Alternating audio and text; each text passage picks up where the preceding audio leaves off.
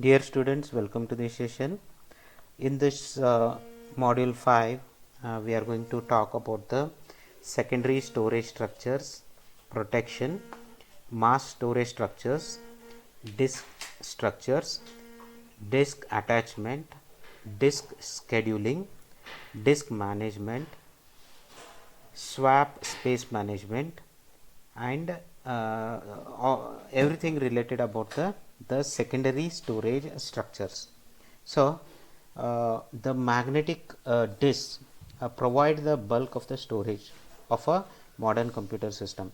The secondary storage is the most important thing, where we can permanently store data and other information in terms of a file system, and the majority of the secondary storage is of the form magnetic disk. Magnetic disk provide bulk of secondary storage of modern computers. Okay, and this particular disk, they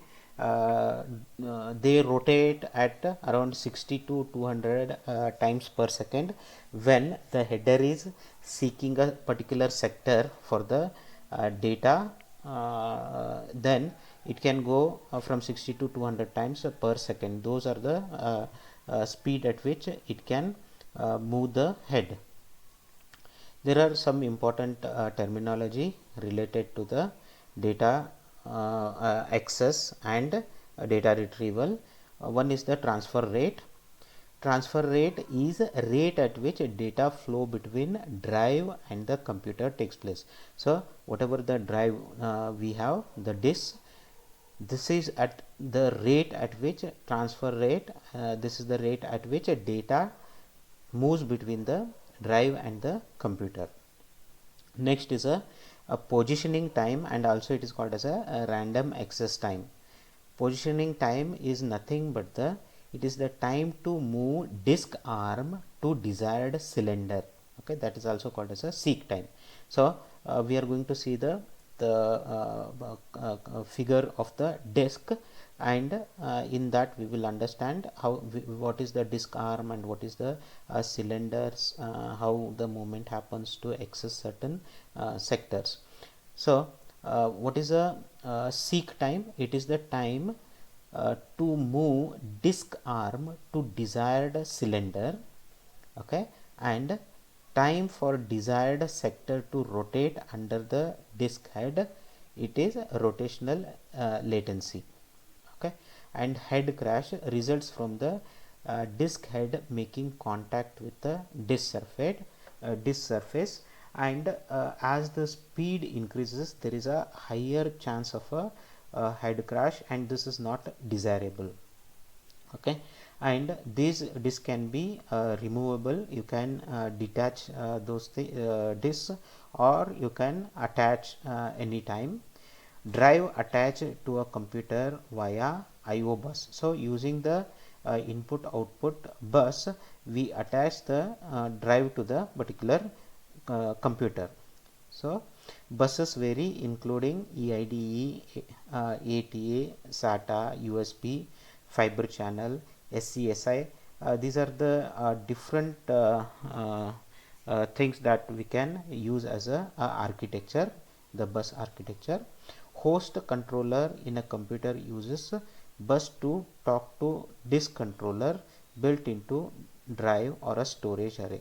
So the host controller will be in the computer that uses this bus to communicate with the disk controller, which is built into the drive or a storage array.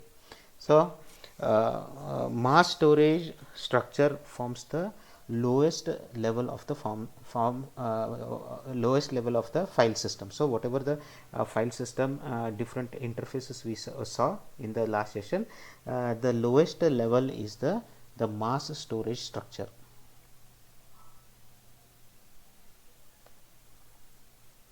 Okay, so this is the diagram of the moving head disk mechanism. Here you can see these are called as a platters. These are the uh, uh, circular shape which will be mounted on a spindle. Okay, and this particular spindle, it will rotate whenever there is a when a particular sector needs to be accessed. So there is a movement of the arm assembly and the spinning of the particular platter, so that we can access the desired sector. Now this is the platter, and on each platter we will have a tracks. So these are called as the tracks. What you are seeing is these are called as a tracks. So this whole platter is divided into different tracks, and each track is subdivided into a sector. So you can see the sector here, and this is the track. So track, this is the track. So there will be many tracks on a particular platter, and each track will be divided into each platter is will be having many tracks, and each track will be divided into a sectors, different sector, and this sector is the basic block. Okay, this is where this is the basic block how we are going to read the disk, and this forms the a cylinder. So you can see this is the a cylinder C, and on this is the arm. Okay, this is the arm, and this is the arm assembly. On top of the arm we will have a read write header will be there. So you can see the read write header will be there, and this particular platter is made up of a magnetic material, and these sectors and tracks are used to store the information, and it would be on the both sides of the platter. Overview of mass storage structure, magnetic tape. So the earlier one was the magnetic disk. Another is a magnetic tape. So this was early secondary storage medium, relatively permanent and holds large quantities of data. Compare to the disk. This would be like it can hold a relatively large amount of quantities of data, but there are some disadvantages with the magnetic tape. The access time is slow. So the magnetic disk has a comparatively higher, like it is faster compared to the magnetic tape, and because this can hold a large data, most of the time the magnetic tapes are used for the backup purposes. In large industries, the databases they have, the servers data, the file system data, all those things are stored in a magnetic tape. So basically they form as a backup. So it will not be the magnetic tapes will not be used frequently. Okay, whenever you don't have a requirement of a frequent data access, you will use the magnetic tape as a backup. Random access 1000 times slower than the disk. Suppose if you compare with the disk, the random access is 1000 times slower, mainly used for backups. Okay, the main purpose of the magnetic tape, and it is very widely used, but for the backup purposes.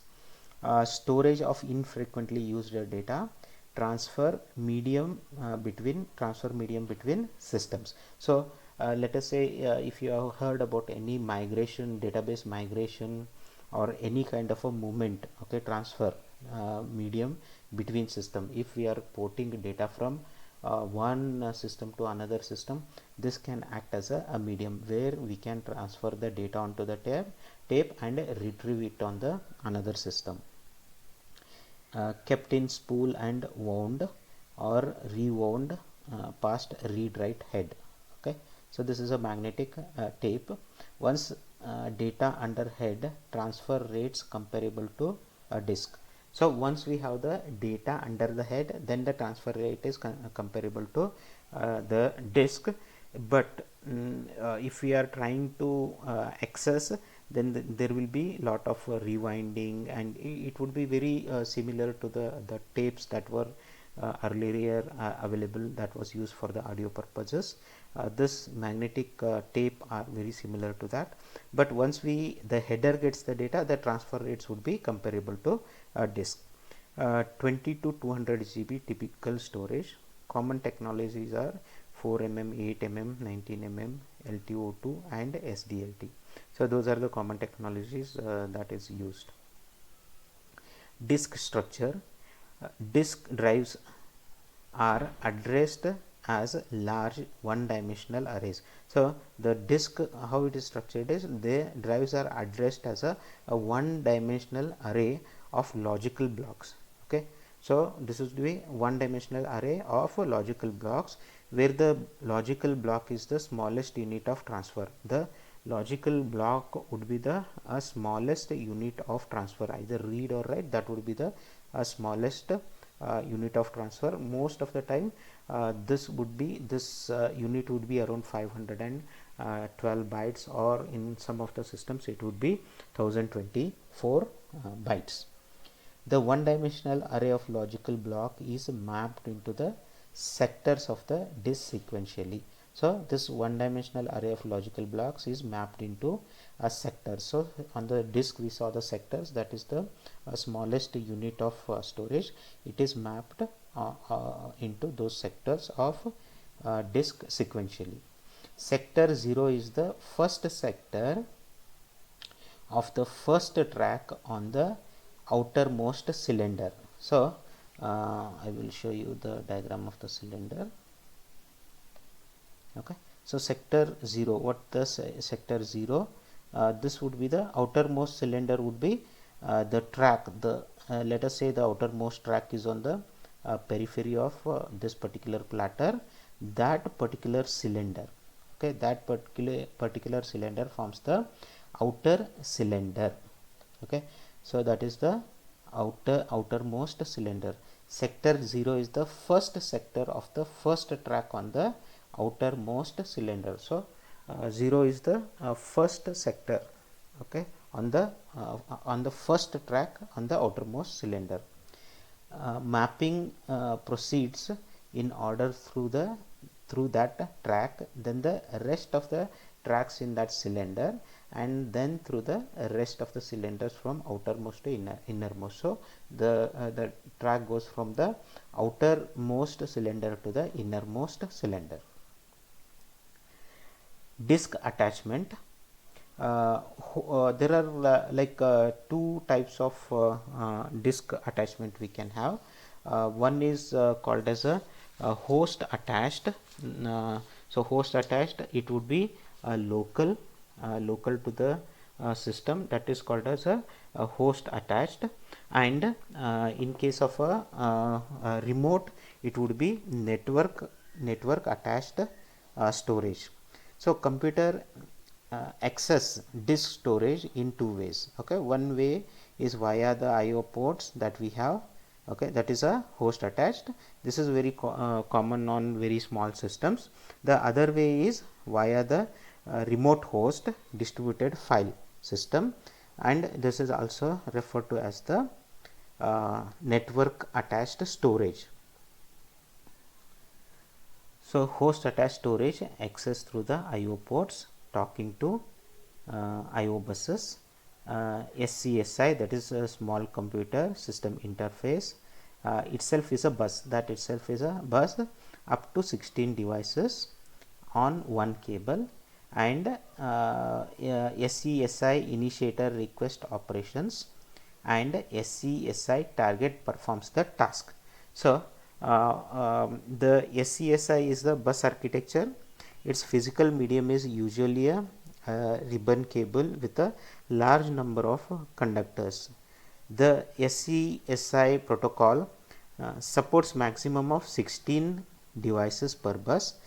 Generally the device include one controller card in the host, that is SCSI initiator, that is SCSI initiator, and up to 15 storage devices. So we can have up to storage 15 storage devices. Those are nothing but SCSI targets. A SCSI disk is a common SCSI target, but the protocol provides the ability to address up to 8 logical units in each SCSI. Okay, so we can, in each target can have up to 8 logical units disks attached to the device controller.